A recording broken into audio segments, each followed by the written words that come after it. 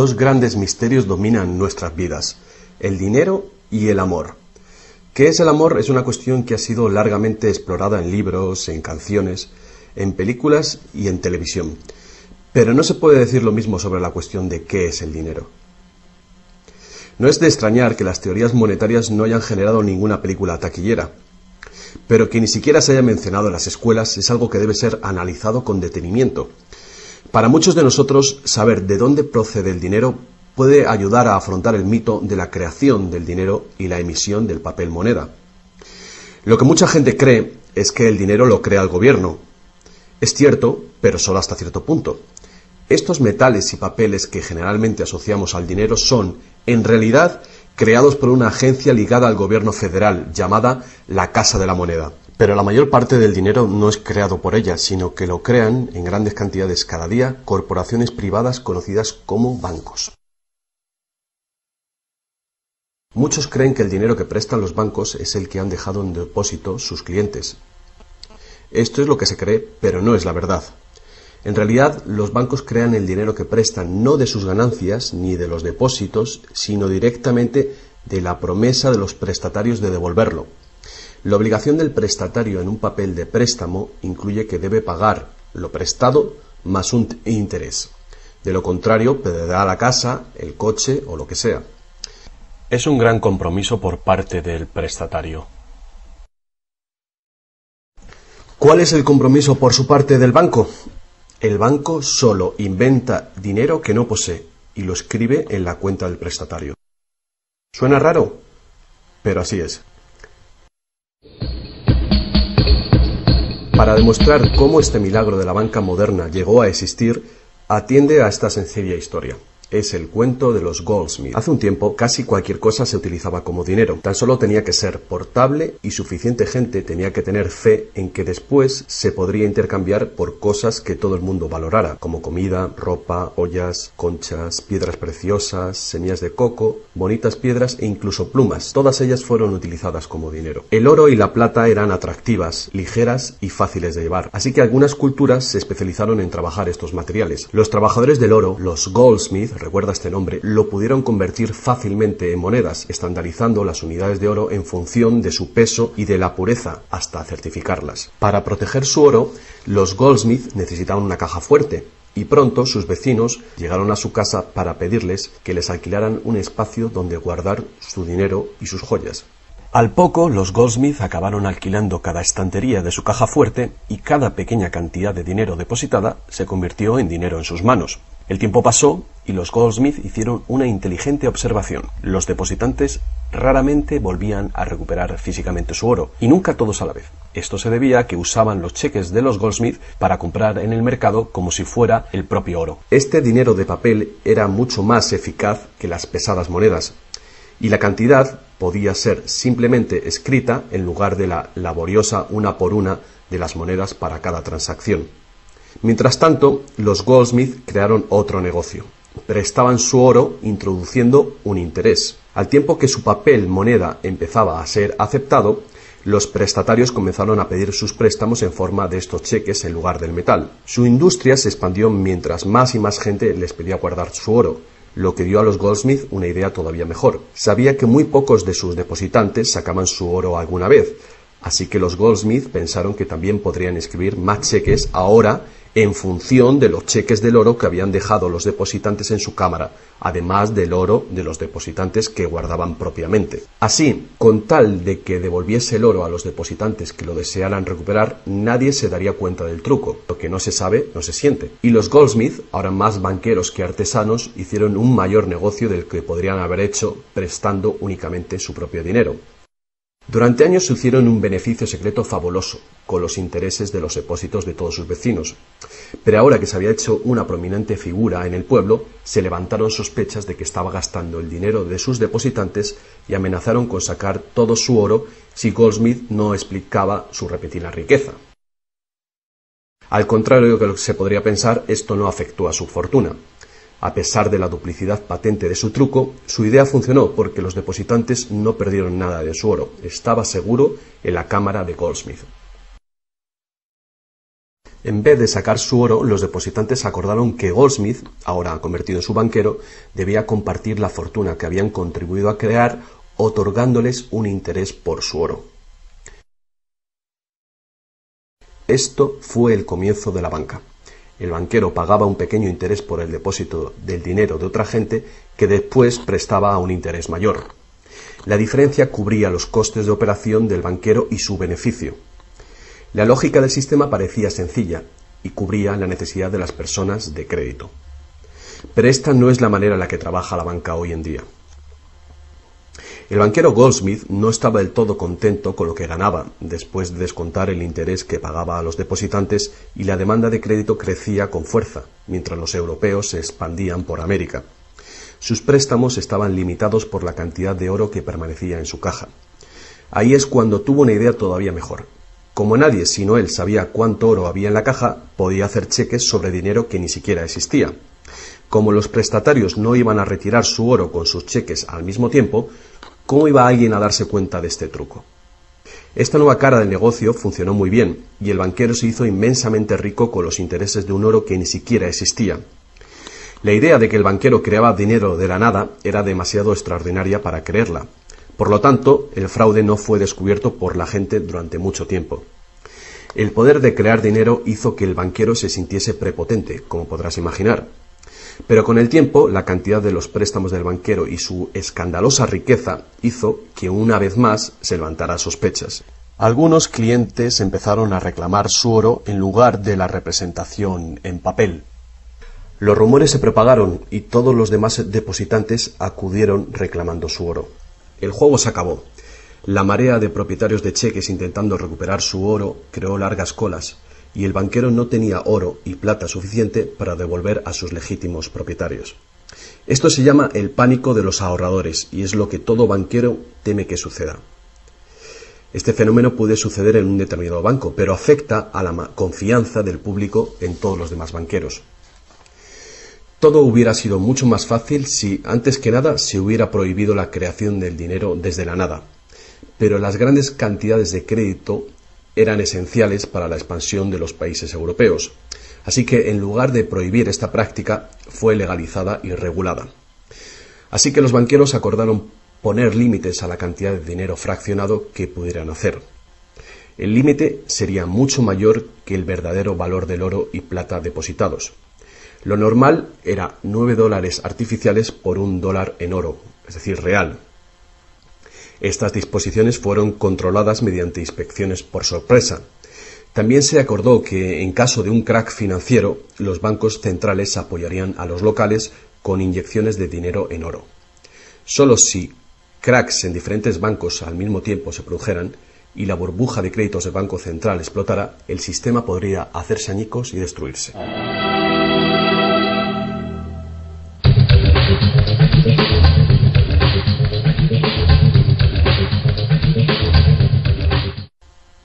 A lo largo de los años, el dinero fraccionado y su sistema integrado por un banco central regulador se ha convertido en el sistema bancario dirigente del mundo.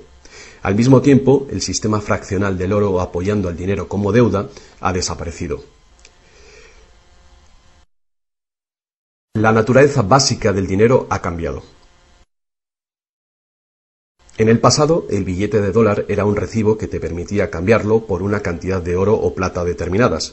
Ahora, un billete o dólar digital solo puede ser cambiado por otro billete o dólar digital.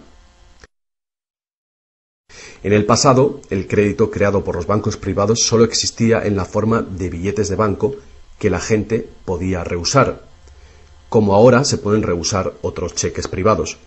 En el presente, el crédito creado por bancos privados está legalmente aprobado que se convierta por dinero de flujo legal, es decir, los dólares, euros o libras que usualmente creemos que es dinero.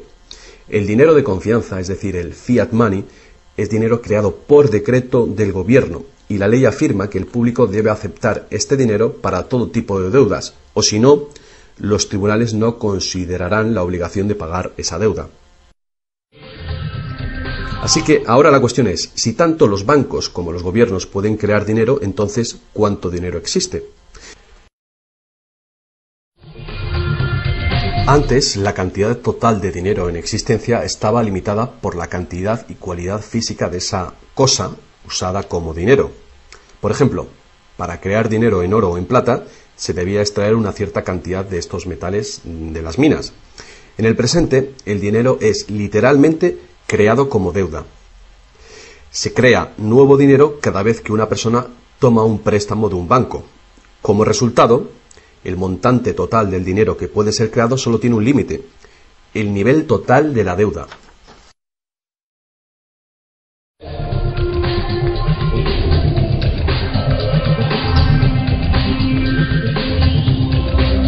Los gobiernos ponen una disposición adicional para limitar la creación de dinero, imponiendo reglas conocidas como requerimientos fraccionales de la reserva. Son arbitrarias en su misma esencia. Estos requerimientos varían de un país a otro y de un tiempo a otro. En el pasado se obligaba a los bancos a tener al menos $1 en oro por cada $10 creados. Hoy en día, la proporción ya no tiene relación con el dinero actualmente en depósito, sino con el dinero creado a su vez de la deuda creada sobre el dinero en depósito en el banco.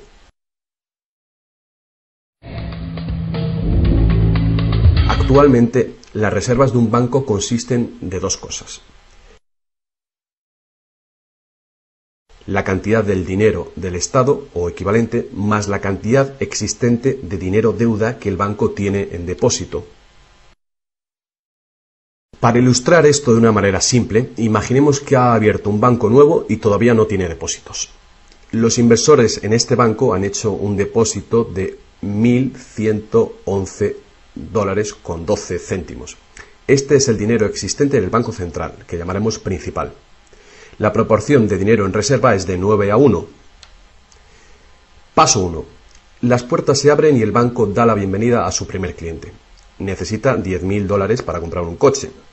Con la proporción de 9:1, el nuevo banco necesita que el Banco Central le permita crear 9 veces esa cantidad, o $10.000, desde la base de la deuda contraída por la solicitud de préstamo del cliente.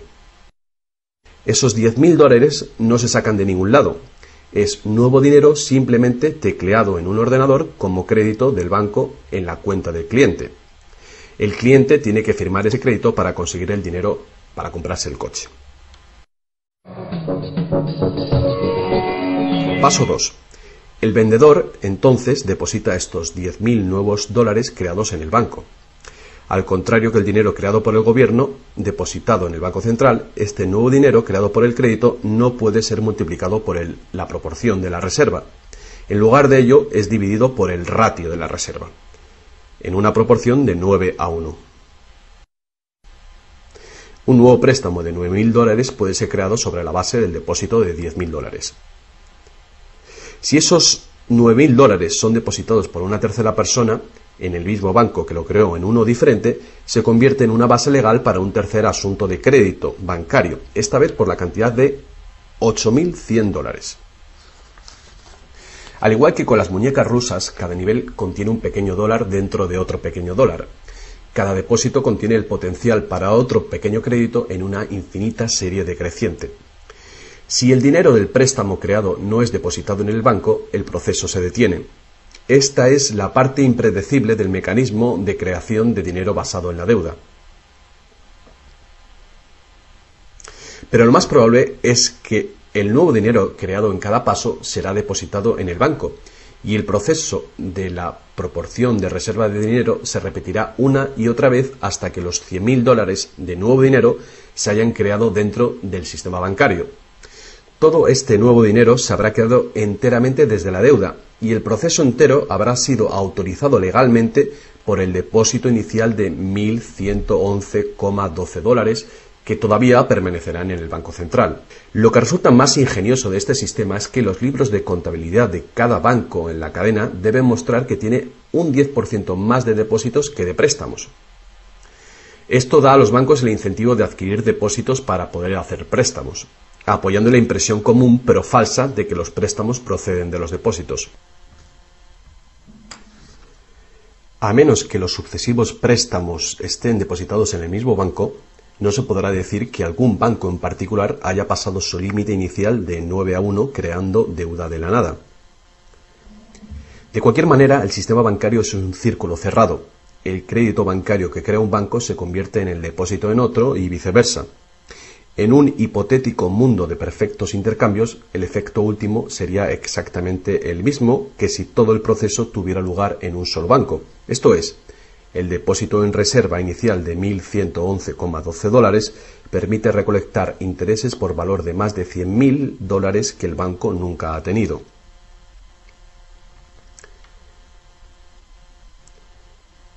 Si esto te resulta extraño, atiende esto.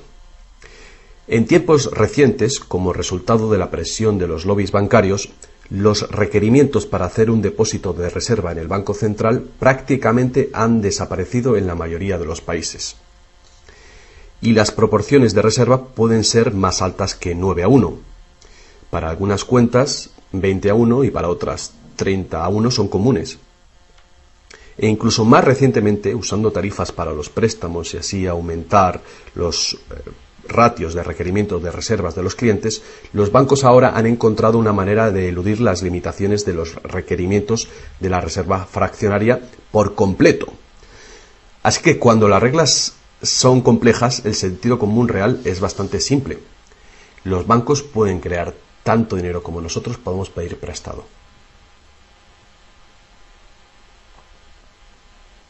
A pesar del interminable proceso de creación de dinero que hemos visto, tan solo alrededor de un 5% es el tipo de dinero creado por la Casa de la Moneda de entre todo el dinero que hay en circulación. Más del 95% de todo el dinero en el mercado hoy ha sido creado por alguien firmando una solicitud de endeudamiento con un banco. Y lo que es más, este dinero bancario de crédito es creado y destruido en grandes cantidades cada día, según se conceden nuevos préstamos y los viejos son pagados.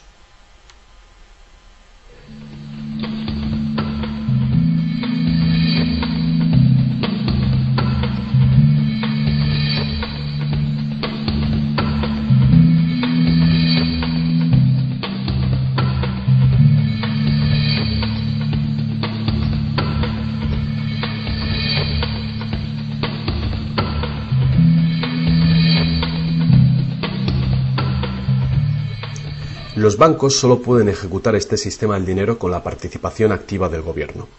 Primero, porque los gobiernos emiten leyes de divisas para hacer legal la moneda de confianza nacional, el fiat money. Segundo, porque los gobiernos permiten créditos privados para que sean pagados en esta moneda de curso legal. Y tercero, porque los tribunales estatales dan vigor a las deudas. Por último, los gobiernos aprueban regulaciones para proteger el funcionamiento del sistema monetario y su credibilidad ante el público sin hacer nada para contar a la ciudadanía de dónde procede el dinero. La verdad desnuda es que cuando firmamos la solicitud de una hipoteca o de un préstamo, nuestra firma promete un pago avalado por los bienes que daremos si no conseguimos pagarlo. Y estas son las únicas cosas de verdadero valor envueltas en la transacción. Cualquiera que crea que cumpliremos con la obligación la puede considerar como un bien o valor intercambiable o vendible. Es una deuda y por lo tanto una forma de dinero.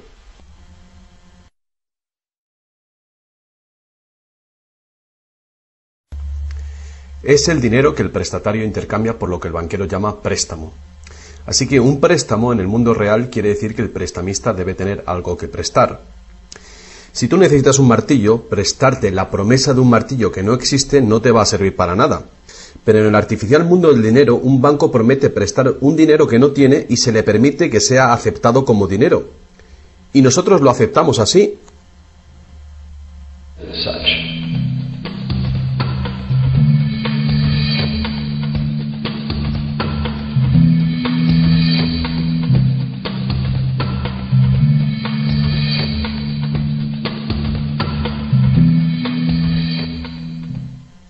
Una vez que el prestatario firma la solicitud de préstamo, el banco lo consigna como una transacción en su ordenador, con unas cuantas claves, escribiendo una deuda del prestatario con el banco. Desde el punto de vista del cliente, se convierte en un préstamo de dinero en su cuenta, porque el gobierno permite que esta deuda del banco con el cliente se convierta en dinero gubernamental de confianza, el fiat money, que todo el mundo tiene que aceptar como dinero. Otra vez, la verdad básica es muy sencilla. Sin el documento que el prestatario firma, el banquero no tendría nada que prestar. ¿Alguna vez te has preguntado cómo todas las instituciones, el gobierno, las corporaciones, los pequeños negocios, las familias, pueden estar todos en deuda al mismo tiempo y por esas cantidades tan astronómicas? ¿Alguna vez te has preguntado cómo puede haber tanto dinero al mismo tiempo para prestar? Bien, ahora ya lo sabes. No lo hay. Los bancos no prestan dinero, simplemente lo crean de las deudas, y esa deuda es potencialmente ilimitada, tanto como la emisión de moneda. Y la situación opuesta también es verdadera. ¿No es asombroso que a pesar de la increíble riqueza de recursos, de innovaciones y productividad que nos rodean, casi todos, desde los gobiernos hasta las compañías y los individuos, estén en graves deudas con los banqueros?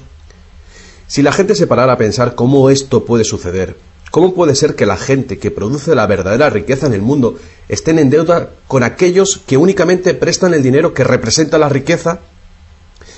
Todavía más alucinante es que una vez que te das cuenta de que el dinero en realidad es deuda, nos damos cuenta de que si no hubiera deuda, no habría dinero.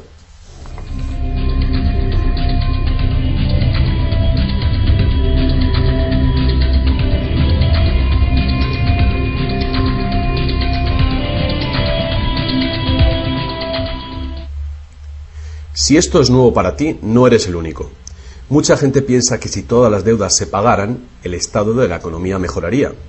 Es cierto a un nivel individual. Como tenemos más dinero para gastar cuando dejamos de pagar una deuda, pensamos que si todo el mundo pagara sus deudas, habría más dinero para gastar.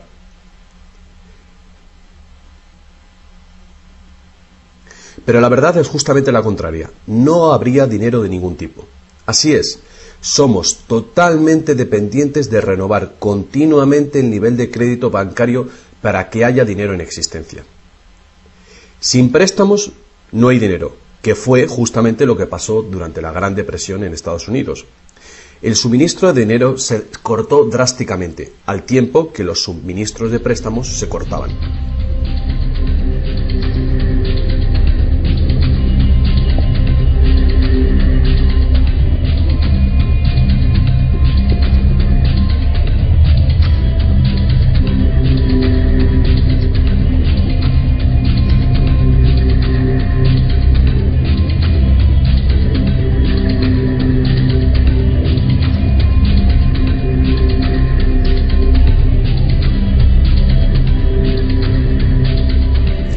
Pero eso no es todo. Los bancos solo crean la cantidad del dinero principal. No crean el dinero con el que pagar los intereses. ¿De dónde se supone que viene todo este dinero? El único lugar del cual los prestatarios pueden obtener el dinero para pagar los intereses es del total del dinero que hay en circulación. Pero resulta que casi todo ese dinero general ha sido creado de la misma manera. Es decir, como crédito bancario que tiene que ser pagado con más dinero de aquel con el que fue creado. Así que por todas partes hay prestatarios en la misma situación, intentando obtener el dinero para pagar tanto el dinero principal como el interés. Desde un fondo original, la piscina, que solo tiene dinero principal, es claramente imposible para cada uno pagar el dinero principal más los intereses, porque el dinero del interés no existe. Esto se puede expresar con una simple ecuación matemática. El gran problema aquí es que en caso de préstamos de largo plazo como hipotecas y deuda pública, el interés total excede mucho al dinero principal. Así que, a menos que un montón de nuevo dinero sea creado para pagar los intereses, es decir, un gran número de nuevas hipotecas, no podrá funcionar la economía. Para mantener una sociedad que funcione, la proporción de cancelaciones de deudas tiene que ser baja. Así que para conseguir esto, más y más dinero deuda tiene que ser creado para satisfacer la demanda de dinero con el fin de servir el interés de la deuda previa. Pero por supuesto, esto hace que el nivel de la deuda sea todavía mayor y que más intereses tengan que ser pagados, resultando en una escalable e imparable espiral de endeudamiento.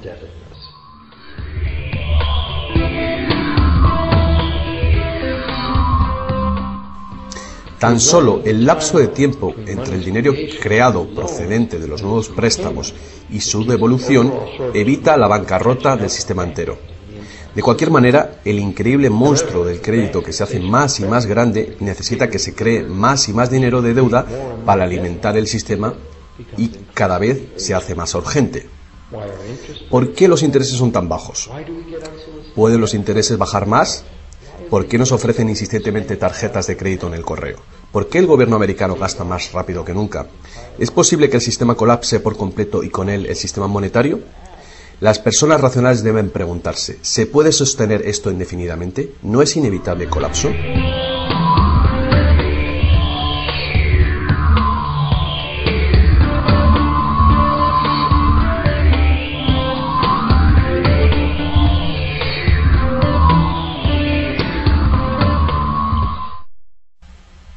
El dinero facilita la producción y el intercambio de bienes.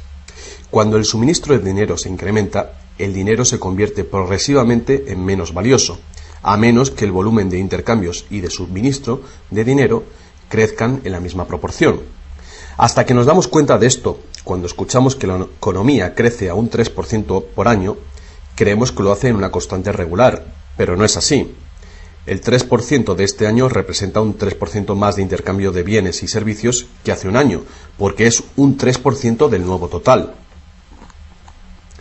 En vez de una línea recta como imaginamos sobre las palabras, es una curva exponencial que es cada vez más inclinada. El problema, por supuesto, es que el crecimiento perpetuo de la economía real requiere un perpetuo y escalable uso de los recursos naturales. Más y más cosas tienen que ir desde los recursos naturales hasta los basureros cada año para evitar que el sistema colapse. ¿Qué podemos hacer ante esta terrorífica situación? Una cosa, necesitamos un nuevo concepto del dinero. Es tiempo de que más gente se pregunte a sí misma y a sus gobiernos 4 preguntas muy simples. A lo largo del mundo, los gobiernos piden prestado dinero con interés a los bancos privados. La deuda del gobierno es un componente principal dentro de la deuda total. El pago de esos intereses hace que el gobierno tenga que cargar a los ciudadanos con más impuestos. Ahora que sabemos que los bancos simplemente crean el dinero que prestan, y que los gobiernos les han dado el permiso para hacerlo, la primera pregunta es, ¿por qué los gobiernos eligen pedir prestado a los bancos privados con interés cuando los propios gobiernos podían crear el dinero que necesitan sin ningún interés ellos mismos? Y la segunda gran cuestión es, ¿por qué se crea dinero como deuda? ¿Por qué no se crea dinero que circule permanentemente y que no tenga que ser represtado con intereses para existir? La tercera, ¿cómo puede un sistema monetario funcionar solamente con un crecimiento perpetuo y acelerado y poderse considerar una economía sostenible? ¿No es lógico que el crecimiento perpetuo y acelerado y la sostenibilidad sean incompatibles? Y finalmente, ¿qué es lo que hace que nuestro sistema económico sea tan dependiente del crecimiento perpetuo? ¿Qué es lo que necesitamos crear para que nuestra economía sea sostenible? Hubo un tiempo en el que cargar con interés al préstamo se llamaba usura y era susceptible de severas penas, incluida la muerte. Todas las grandes religiones prohibían la usura. La mayoría de los argumentos contra la práctica de la usura eran morales. Se entendía que la única función legítima del dinero era la de ser un medio de intercambio de bienes y servicios. Cualquier manera de ganar dinero procedente del dinero se consideraba labor de un parásito o de un ladrón. Sin embargo, al tiempo que aumentaban las necesidades de crédito en el comercio, el argumento moral cedió paso al razonamiento de que prestar representa riesgo y pérdida de oportunidad para quien presta, y por lo tanto, cobrar por este coste era justo. Hoy en día, estas ideas parecen triviales. Actualmente, la idea de ganar dinero del dinero se considera la mejor ocupación que hay. ¿Para qué trabajar si tu dinero puede trabajar por ti? Sin embargo, para tener un futuro sostenible, queda claro que el cobro de interés es un problema moral y práctico al mismo tiempo. Imagínate una sociedad y una economía capaces de perdurar siglos porque en lugar de acaparar sus reservas capitales de energía, se autorrestringiera según sus ingresos actuales. Ya no cosecharía más madera que crezca en el mismo periodo. Toda la energía sería renovable, solar, eólica, gravitatoria, magnética, y las demás que se descubran. La sociedad se sostendría dentro de los límites de sus recursos, ya que reutilizaría o reciclaría todo y la población se mantendría. Tal sociedad no podría existir si estuviera dependiente de un sistema monetario que a su vez depende del crecimiento acelerado perpetuo. Tal economía sostenible necesitaría un sistema monetario también capaz de sostenerse sin crecimiento. Digamos que todo el dinero en circulación se representa por este círculo. Además, imaginemos que los prestadores de dinero también tienen dinero verdadero para prestar. Pero si algunas personas dentro del sistema empiezan a prestar dinero cobrando interés por ello, entonces su parte del suministro total del dinero aumentaría. Y si siguen prestando todo el dinero que se devuelva, cobrando siempre interés por ello, ¿cuál sería el inevitable resultado? Ya sea oro, dinero confianza o de deuda, no importa, los prestadores de dinero acabarían con todo el dinero. Y después todos pasaríamos a estar en quiebra y ellos acabarían con toda la propiedad real. Solo si los beneficios de prestar dinero con interés fueran equitativamente distribuidos entre la población, se podría resolver este problema. Fuertes impuestos sobre los beneficios de los bancos podrían posibilitar este equilibrio, pero entonces no habría incentivo para los bancos. Si fuéramos capaces de liberarnos de la situación actual, podríamos imaginar la banca como un servicio social sin ánimo de lucro, diseminando sus beneficios a la sociedad como un dividendo universal de los ciudadanos, prestando sin cobrar interés alguno.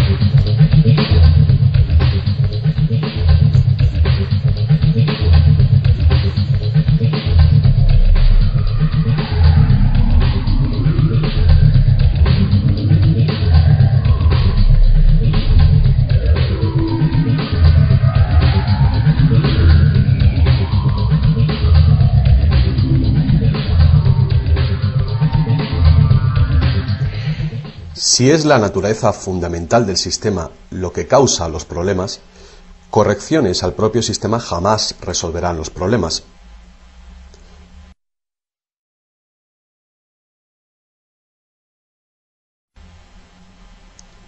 El sistema en sí debe ser reemplazado. Muchos críticos del sistema monetario hacen llamamientos a la vuelta al estándar del oro, insistiendo que el oro tiene una larga historia de confianza. Pero ignoran las muchas trampas que se puede hacer con el oro: limar las monedas, alterar el metal, monopolizar el mercado, todas prácticas habituales en la antigua Roma que contribuyeron a su caída. Algunos defienden la plata por ser más abundante que el oro y así más difícil de monopolizar. Muchos dudan de la idea de volver al uso de los metales preciosos en absoluto. Nadie quiere volver a llevar bultos de monedas para ir de compras. Es cierto que el dinero de papel, el plástico, el digital o más probablemente dinero de identidad biométrica tendría el mismo potencial de crear dinero de crédito sin límite, igual que tenemos ahora. Yendo más allá, si el oro fuera nuevamente la única base legal para el dinero, los que no tengamos oro nos quedaríamos sin dinero. Otros críticos del sistema monetario insisten en que la codicia y la deshonestidad son los principales problemas, y que puede haber un sistema más equitativo que volver al estándar de plata o de oro. Muchos grandes pensadores han sugerido maneras alternativas para crear dinero. Muchos sistemas de intercambio crean dinero como deuda de la misma manera que hacen los bancos, pero se hace transparentemente y sin cobro de interés.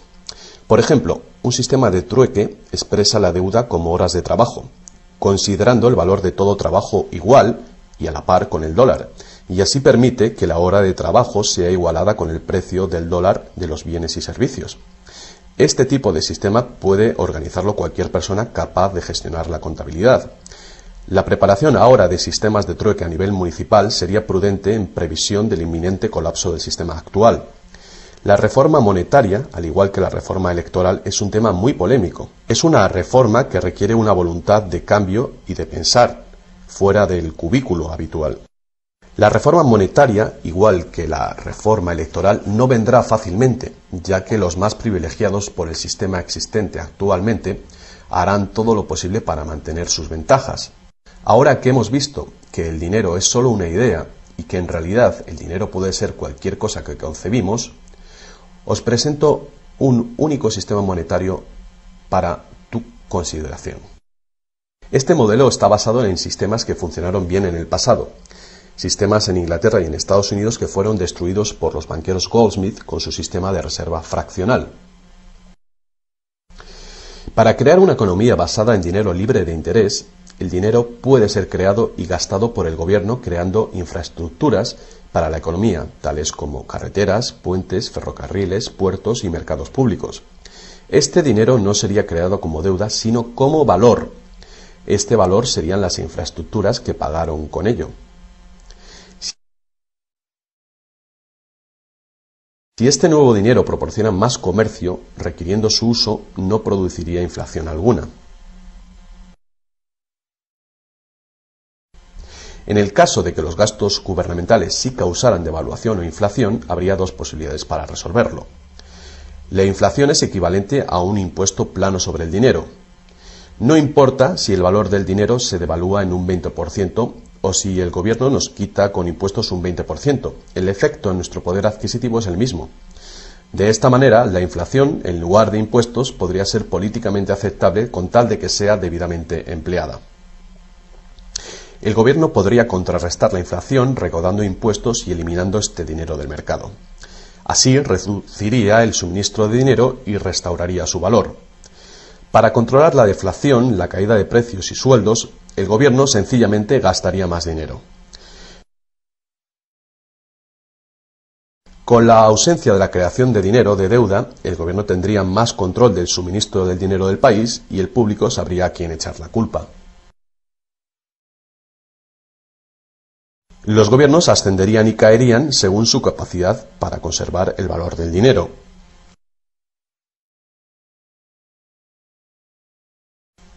El gobierno dependería de los impuestos como ahora, pero los impuestos llegarían mucho más lejos, ya que ninguna parte de ellos se gastaría en pagar intereses a los banqueros. No podría haber ninguna deuda nacional si el gobierno sencillamente creara el dinero que necesita. Nuestro perpetuo servicio a los bancos pagando la deuda dejaría de existir.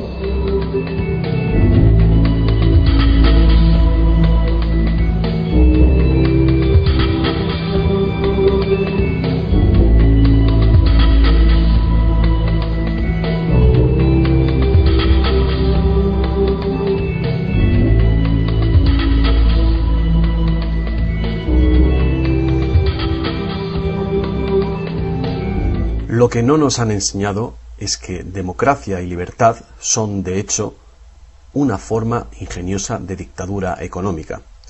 Mientras toda nuestra sociedad dependa de un suministro de crédito bancario para sus necesidades monetarias, los banqueros serán quienes deciden quién tendrá el dinero que se necesita y quién no. And who doesn't?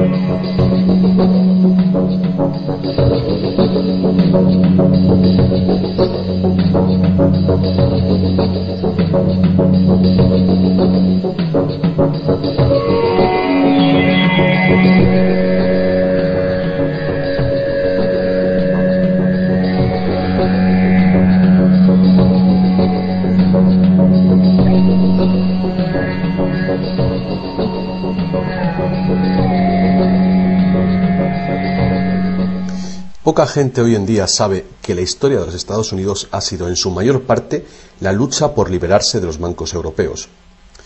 Esta lucha llegó a su fin en el año 1913, cuando el presidente Wilson ratificó el Acta de la Reserva Federal, permitiendo así al cártel de banqueros internacionales controlar el dinero de Estados Unidos.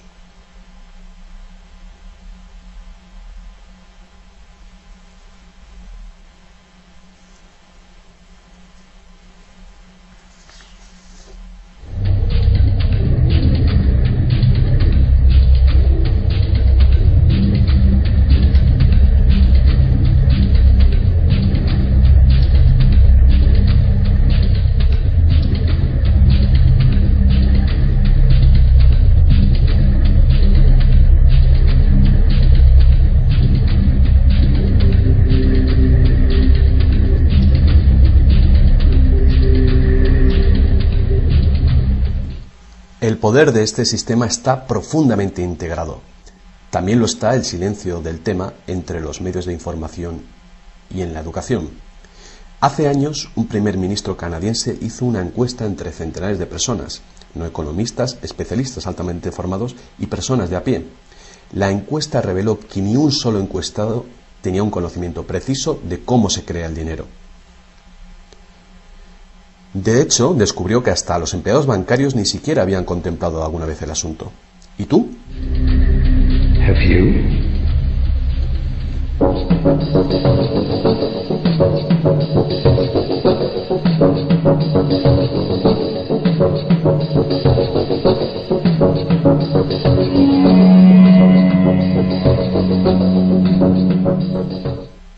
El sistema moderno de dinero como deuda nació hace más de 300 años, cuando un decreto real otorgó al primer Banco de Inglaterra el poder de emitir recibos de oro fraccionales con un modesto porcentaje de 2:1.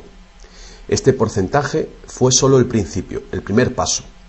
El sistema ahora es global, crea cantidades de dinero sin límites desde la nada y tiene a casi todos los seres humanos del planeta encadenados a una cadena de deuda que nunca puede ser pagada. ¿Pudo haber ocurrido todo por accidente o es una conspiración? Evidentemente, algo muy gordo se está jugando aquí.